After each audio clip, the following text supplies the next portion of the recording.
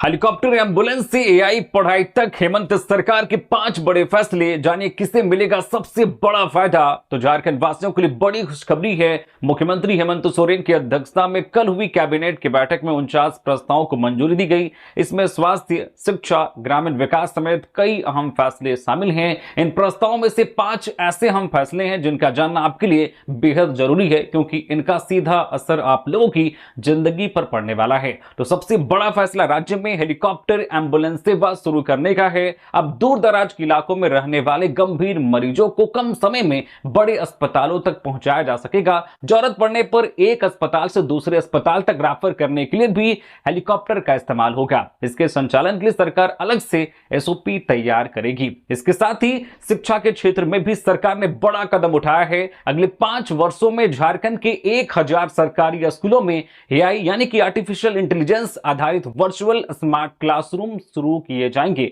हर कक्षा में smart board लगाए जाएंगे। शिक्षकों को एआई तकनीक का प्रशिक्षण दिया जाएगा और प्रमंडलीय स्तर पर स्टूडियो बनाकर विद्यार्थियों को वर्चुअल माध्यम से पढ़ाई कराई जाएगी। इस योजना पर करीब 176 करोड़ रुपए खर्च किए जाएंगे। इसके साथ ही आदर्श विद्यालय योजना की अवधि भी अगले 5 वर्षों तक बढ़ा दी गई है, ताकि सरकारी स्कूलों में गुणवत्तापूर्ण शिक्षा को और मजबूती मिल सके।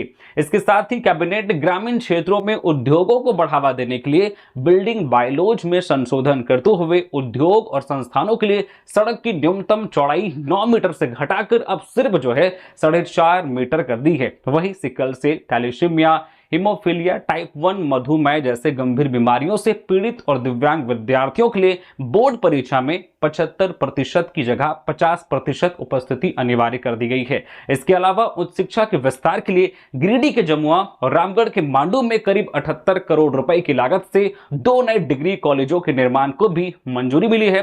कुल मिलाकर कैबिनेट के इन फैसलों के जरिए सरकार ने स्वास्थ्य सेवाओं को मजबूत करने, शिक्षा को आधुनिक बनाने और उच्च शिक्षा का दायरा बढ़ाने और ग्रामीण विकास को गति देने की दिशा में कई अहम कदम उठाए हैं। तो ये फैसले आपको कैसे लगे, कमेंट में अपनी राय जरूर बताएं। और इसी तरह से और भी खबरों से अपडेट रहने के लिए, जानकारी से अपडेट रहने के लिए न्यूज़ झारखंड चैनल को सब्सक्राइब करें और फेसबुक पेज में फॉलो करना बिल्कुल ना भूलें।